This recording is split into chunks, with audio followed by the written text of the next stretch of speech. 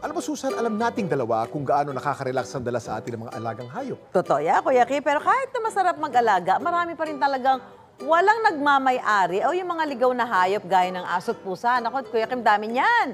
Marami, pero deserve nila ang tender, loving care at mafe-feel na raw yan dahil may lugar na nakalaan para sa mga ito. Yan ang kwentong inalam ni Katrina Son.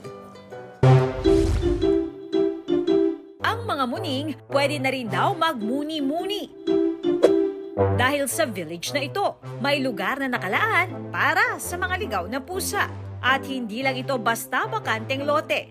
Animoy komunidad na pwede nilang tawaging Cat Village. The first and only cat village here in the Philippines. The idea that we wanted was a place where cats can freely come and go to eat, poop. So there's really a designated place for them. Kompleto raw ito sa amenities. May scratching post, akyatan, CR, pagkain, inumin, at syempre, tulugan. At kahit may bakod, malayang nakakalabas-pasok dito ang mga pusa. July 2022 nang maisipan ng magkapit-bahay at cat lovers na sina Rochelle at Jeannie na tulungan ang mga paggalang-galang pusa sa kanilang lugar. There were a lot of complaints about the cats in the village already. They were pooping everywhere, they were very noisy. They were rounded up, they were put in a cage, and they were supposed to be turned over to the pound. We were asking parang give us an opportunity to be able to find a solution. Ang kanilang proyekto, isang cat village. Today I'm gonna show you how Yung pinaka naisip namin that was big enough to be able to put in the cat village. Ang daming mga gamit na dinump dito kasi dumping area talaga siya nung mga junk, yung mga lumang gamit. So we really had to clean it up. Sariling pera at donasyon ang ginamit nila para unti-unting maitayo ang pasilidad para sa mga pusa. The idea for the cat village is we didn't want to put them in an enclosed space. Kasi syempre, the tendency is if you have an enclosed space, people will be dumping the cats, and then at the same time, we also don't have the manpower or the resources to really maintain a sanctuary. So it was really more a place for them where they can play and relax without getting disturbed by other people. Dapat alam mo na ayon sa Republic Act 10631 o Animal Welfare Act, ipinagbabawal ang paghuli at pagkulong sa mga hayop na walang pahintulot ng otoridad.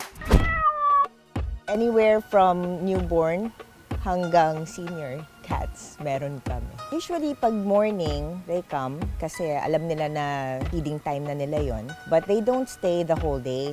Ang mga pusa rito ay pinapakapon nila. We're trying to control their numbers. As much as we want na makakita ng maraming pusa and as much as we really love the cats, we know that it's to their benefit health-wise and community then. Pero paalala ni Rochelle at Jeannie na hindi shelter ang kanilang proyekto at hindi nila hinihikayat na mag-iwan basta-basta ng mga pusa sa Cat Village. Si Flor ang katuwang nila sa pangangalaga sa Cat Village. Masaya kasi parating ka pa lang sa salubungin ka na talaga nila. Malambing sila, kaya doon mo masasabi na masaya ka kasi ipaparamdam sa iyo yung pagmamahal din nila sa iyo. Araw-araw siyang naglilinis ng cat litter pit o palikuran ng mga pusa para di ito mangamoy. Isa sa kanyang paboritong puspin ay si Lemon. Nung nagkasakit siya, ako talaga nag-alaga at ako rin ang dala sa kanya sa pit. Maraming residente ang natutuwa sa Cat Village, pero may ilan pa rin daw na tutol dito. Unfortunately, marami pa rin hindi natutuwa sa mga pusa. We take it one complaint at a time. Hinihikayat naman ni Rochelle at Jeannie na magkaroon ng ganitong Cat Village sa ibang lugar. We also tell them na ito na yung solution. Ito na yung part of the solution. It's not the main solution, but it's part of it. They're safe and then nakikita din ng community na we're trying to do something about it. Sa tamang pagpaplano, kayang mabuhay ng mga tao at hayop ng payapa. Tandaan, puspin man silang ituring, deserve pa rin nila ang kalinga at pagmamahal mula sa mga tao. Ako si Katrina Son at yan ang kwentong dapat alam mo.